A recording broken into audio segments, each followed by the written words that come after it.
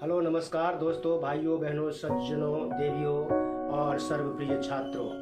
उपस्थित हूँ आप सबके सामने एक नए विषय के साथ, हाउ टू कंट्रोल एंगर। गुस्से पर, अपने क्रोध पर नियंत्रण कैसे कर सकते हैं। हम सब जानते हैं मानव के अंदर कुछ स्थायी भावों के कारण वे स्थायी भाव तब जागते हैं जब जब ऐसी ऐसी परिस्थितियां सामने आती हैं। उदाहरण के लिए आप बहुत अच्छे बच्चे को देखोगे तो आपके मन में कौन सा भाव जागेगा?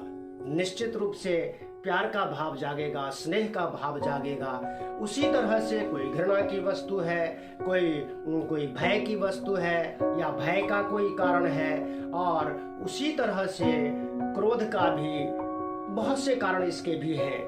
क्रोध क्यों आता है? क्रोध की भी कोई उपस्थिति होने का कोई ठोस कारण होगा, और वह कारण होता है कि एक रौद्र वाला रूप कोई सामने आ गया। किसी की बात से कोई चिढ़ हो गई। तो हम सब शास्त्रों में, साहित्य में पढ़ते हैं, रति, हास्य, शोक आदि भावों के बारे में पढ़ते हैं। ये रस है जो मानव जीवन को रसीला बनाते हैं। उनके लिए एक स्थायी भाव। मान लीजिए अभी अगर मैं यहाँ बोल रहा हूँ, अचानक से कोई शेर आ जाए सामने तो निश्चित रूप से भय का कारण होगा वह, और कोई ऐसा व्यवधान हो जाए तो वो क्रोध का भी कारण हो सकता है, वो प्यार का भी कारण हो सकता है। तो हम इस क्रोध से कैसे अपने आप को बचाएं? बड़े बड़े संत, ऋषि, महात्मा और जो आधुनिक काल में भी जो गुरुजन हैं, उन्होंने अनेक रास्ते सुझाए हैं। उन्हीं रास्तों में से मैं किन्हीं उपायों की चर्चा आपके साथ शेयर करना चाहता हूँ। सबसे तो देखिए कि इसका बुरा असर क्या होता है। जब भी हम गुस्से में होते हैं तो हमारा विवेक नष्ट हो जाता है।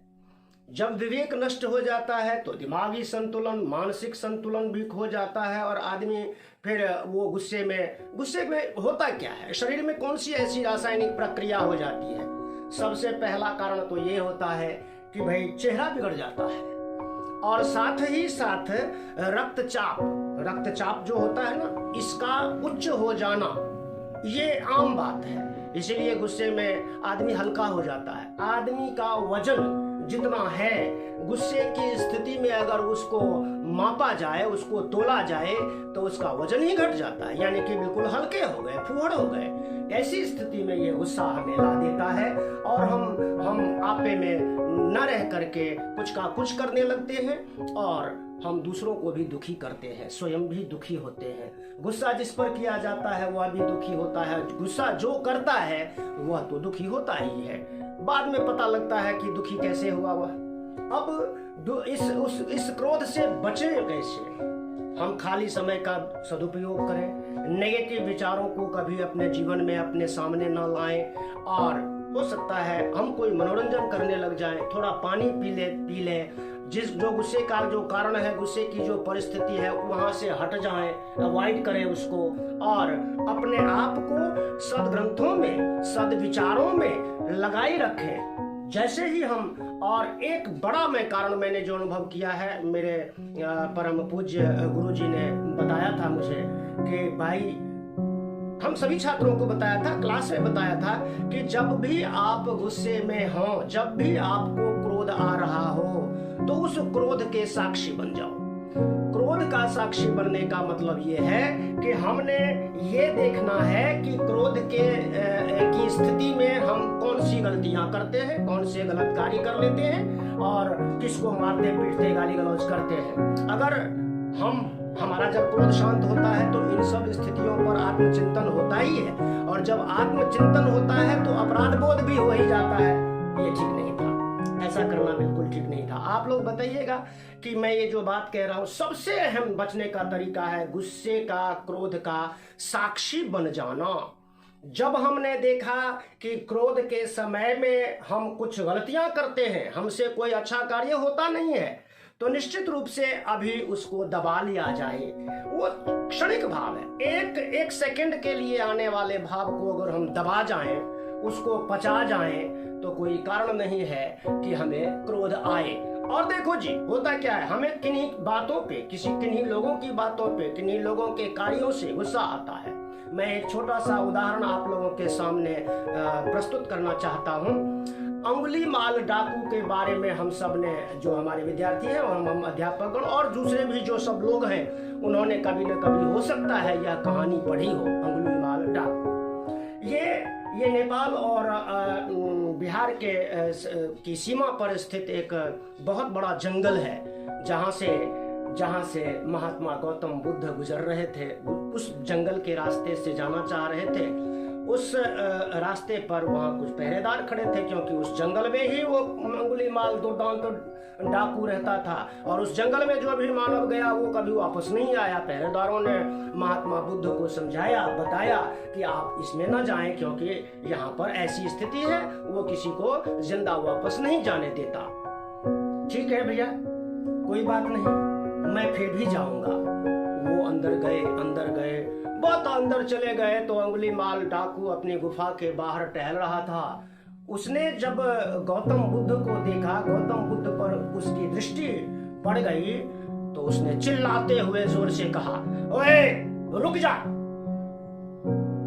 अब महात्मा बुद्ध क्या कर सकते थे? दो ही बातें कर सकते थे, मैं नहीं रुकता, तू कौन होता है, तू कौन होता है मुझे रोकने वाला। अगर वो ऐसा जवाब देते तो संभवतः गौतम बुद्ध वहां से जीवित वापस नहीं आते, और उस डाकू के चरित्र को बदलने की तो बात ही बहुत दूर है। उन्होंने बड़े ही सौम्य लहजे में और आराम से एक सेंटेंस मात्र, सिर्फ एक सेंटेंस उन्होंने कहा, भैया मैं तो रुक गया, तू कब रुकेगा। मैं तो रुक गया, तू कब रुकेगा। एक सेंटेंस मात्र नहीं है दोस्तों, इस सेंटेंस ने उस दुर्दांत डाकू के संपूर्ण जीवन की क्रियाकलाप और शैली ही बदल डाली। वो हमेशा के लिए बुद्ध का भक्त बन गया, बुद्धम शरणम चला गया, और क्रोध को तो बिल्कुल ही, और जो क्रोध में आकर के दूसरे अपराध वो करता था, वो करता क्या था, जिस किसी मानव की हत्या की उसको उसने अपना भोजन बनाया, उसकी एक उंगली काट ली, माला में पिरो ली, इसलिए उसका नाम ही अंगुलीमाल डाकू पड़ गया। मैं बहुत ज्यादा शास्त्रों की नहीं, आम चीजें हैं, आम बात है कि हम लोगों से, सड़क का उदाहरण दूं मैं, एक बहुत अच्छा उदाहरण सामने आ गया दिमाग में। हम सड़कों पे चल रहे होते हैं, 5 से 10% लोग ऐसे आपको सड़कों पे मिल जाएंगे जो घर से या किन्हीं और कारणों से गुस्से में होते हैं, और उनका व्यवहार, उनका गाड़ी चलाने का तौर तरीका और उनका बात करने का तरीका, और बिल्कुल एक छोटी सी बात पर बिल्कुल गाली गलौज और मारपीट के लिए उतारू हो जाने वाले लोग सड़कों पे मिल जाते हैं। मैं एक दिन ऐसे ही जा रहा था सड़क पे, किसी ने पीछे से स्कूटी को हिट कर दी। मैंने पूछा, भैया क्या तूने साइड नहीं दिया, तूने साइड, ऐसी बहुत सी स्थितियां उत्पन्न होती हैं। तो मैं क्या करता हूँ, मैं सिर्फ ये करता हूँ, भैया अगर किसी को बहुत जल्दी है तो वो जाएगा, उसको साइड दे दो, उसको जाने दो, झगड़े का खत्म, झगड़ा ही खत्म, कोई ना कोई बात होगी। और सबसे बड़ी बात, सहन शक्ति होनी चाहिए। अगर हम अपने अंदर किसी भी बात को बचाने की शक्ति पैदा कर लें, चाहे वो बात कितनी भी बुरी हो, भाई गुस्सा आता क्यों है, नहीं आना चाहिए। और जब गुस्सा आता है तो इसका मतलब ये है कि हम अपने दिमागी, हमारा जो चेतन मन है, उस चेतन मन के निर्देशों का पालन, यानी हमारा गुस्सा कोई इकाई नहीं है, कोई है नहीं कि वहां बैठा हुआ है, हम गए और उसने हमें हिट कर दिया, ऐसा तो कुछ एंटिटी है नहीं, वो कोई एंटिटी नहीं है। एंटिटी मैं हूँ, एंटिटी मेरा मस्तिष्क है ना। तो जब मैं जब कहता हूँ तो सबके लिए है, ये सभी व्यक्ति में एक मैं विशेष तो है ही। तो अगर मैंने ये देख लिया कि भाई मेरा दिमाग है और मैं इसको कंट्रोल में ही रखूंगा, किसी ने कुछ भी कह दिया मुझे कोई फर्क नहीं पड़ता, मैं कोई उग्र प्रतिक्रिया नहीं करूंगा, और अगर कोई प्रतिक्रिया करनी है तो बिल्कुल नम्र प्रतिक्रिया करूंगा। तो बताइए, कोई गाली देगा आप चुप रह लोगे, और कोई बुरी बात करेगा आप चुप रह जाओगे, तो क्या इसमें कोई हानि है क्या? उसके अहम को अगर हमने अगले वाले के इस गुस्से वाले अहमन्यता को, उसके अहंकार को अगर हमने थोड़ी देर के लिए क्षणिक पुष्ट कर दिया तो वो खुश होके चला गया, हमारा भी कुछ नहीं बिगड़ा, उसका भी गुस्सा शांत हो गया। तो भाइयों बहनों दोस्तों छात्रों, गुस्से का एकमात्र कारण जो है वह है हमारे अपने ही निर्देशों का हमने पालन नहीं किया। अब जब गुस्सा आता है, एक मन भी तो 2-3 ऐसे बताते हैं ना विद्वान लोग, कॉन्शस, सब कॉन्शस और अनकॉन्शस। निश्चित रूप से ये जो चेतन मन है वह भी हमें निर्देश देता है। अगर चेतन मन के निर्देशों के अनुसार हमने काम किया तो गुस्सा जैसा कुछ भी हालात पैदा होने की कोई गुंजाइश नहीं है। इसीलिए मेरा यह मानना है कि जब भी गुस्सा आए तो गुस्से की जगह से हम हट जाएं या हम कुछ अन्य कार्यों में व्यस्त हो जाएं, है ना, कुछ भी करने लग जाएं, है ना। इसका मतलब ये नहीं है कि गुस्सा हमेशा खराब ही होता है, गुस्सा ठीक भी होता है। कैसे, मान लीजिए कोई बिल्कुल ही तलवार लिए खड़ा है और आप उसको ये हाथ जोड़ करके बचा नहीं सकते खुद को। कोई तलवार लिए खड़ा है, वार होने ही वाला है, प्रहार होने ही वाला है, और आप सोचो कि यार मैं हाथ जोड़ करके इसकी तलवार को रोक लूं, ये संभव नहीं है। अगर ये संभव नहीं है तो फिर गुस्सा अवश्य भावी रूप से करना चाहिए। ऐसा गुस्सा अच्छा होता है, क्योंकि कहते हैं वैदिकी हिंसा हिंसा न भवति, यानी कि वेदों में ऐसे मान्यता है कि भाई कोई हिंसा होती है और जो बिल्कुल उस तरह से है। हिंसा मतलब ये नहीं किसी को मार डालना, मन, वाणी और विचारों से भी हिंसा हो सकती है। हम विचारों से किसी के लिए कलुषित विचार रखते हैं, यह भी एक प्रकार का क्रोध है।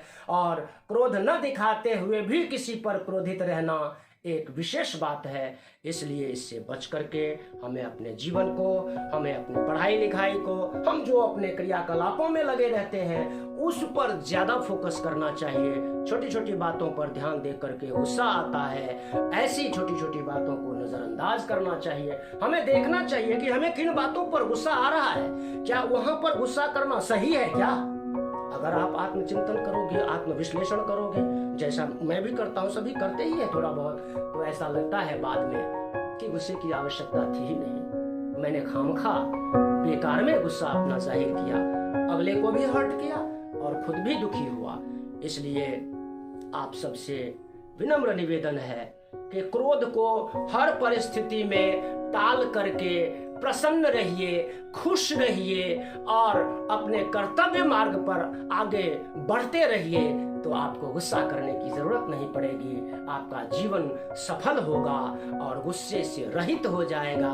प्यार, सम्मान और भी दूसरे बहुत से भाव हैं जिन भावों से मानव जीवन सुखी और संपन्न होता है। उन भावों में जिए, उन भावों में रहें, उन भावों में रह करके अपना कार्यकलाप करें।